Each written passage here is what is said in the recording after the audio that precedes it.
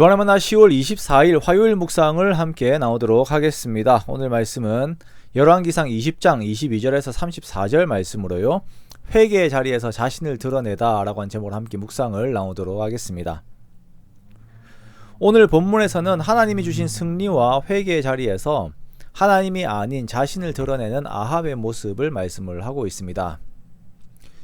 하나님께서 정말 싫어하시는 것이 있다면 그것은 우리가 하나님의 공을 가로채는 것입니다. 그것도 하나님의 은혜를 입은 자리에서 하나님의 공을 가로챈다면 그것은 하나님 앞에 큰 범죄가 될 것입니다.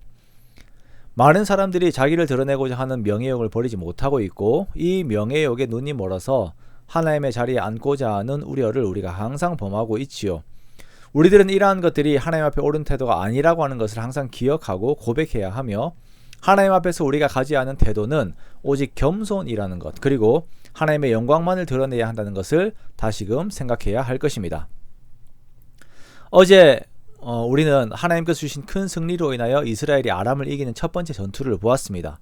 오늘은 두 번째 전투를 우리가 맞이하면서 이스라엘이 먼저 전쟁을 준비를 하게 됩니다.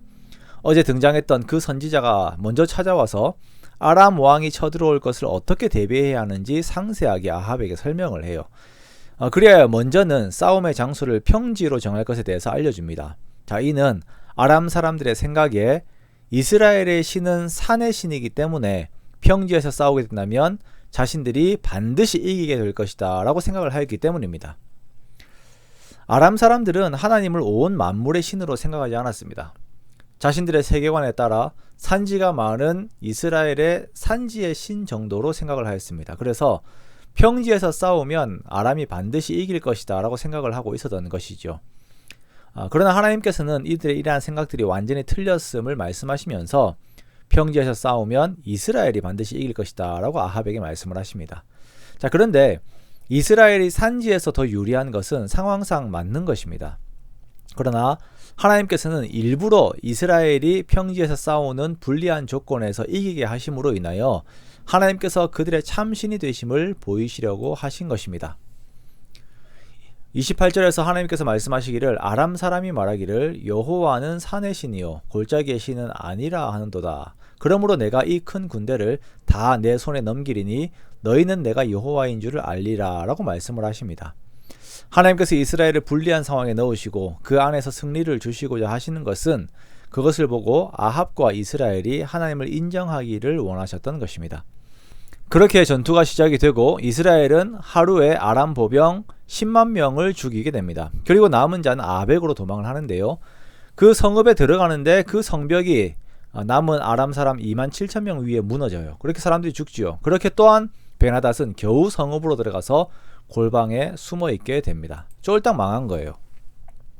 그리고 아람의 신하들이 살아남을 수 있는 방도를 하나 마련을 합니다. 목숨을 구걸하자라는 것이죠. 이스라엘 집의 왕들은 인자한 왕이기 때문에 우리가 불쌍하게 보이면 살려줄 것이다 라는 것입니다. 그렇게 아람의 신하들이 굵은 배로 허리를 동이고 테두리를 머리에 쓰고 이스라엘 왕 앞으로 나아가게 됩니다. 자, 그것을 보고 아합이 호탕한 모습을 보여요. 야, 베나닷은 나의 형제다. 살려주겠다 라고 합니다.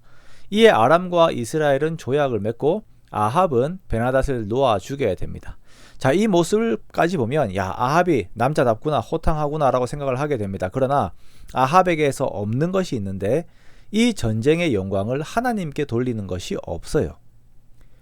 위기의 순간에는 하나님의 능력을 의지하는데 위기의 순간이 끝나자마자 바로 자기의 영광을 드러내게 됩니다. 더 나아가 이 시간들은 하나님께서 아합에게 주신 회개의 기회였습니다. 하나님께로 돌아올 수 있는 시간이었습니다. 그러나 자신의 세상적인 영광에 눈이 멀어서 하나님의 마음을 내팽개친 아합의 어리석음을 우리가 함께 보고 있는 것입니다.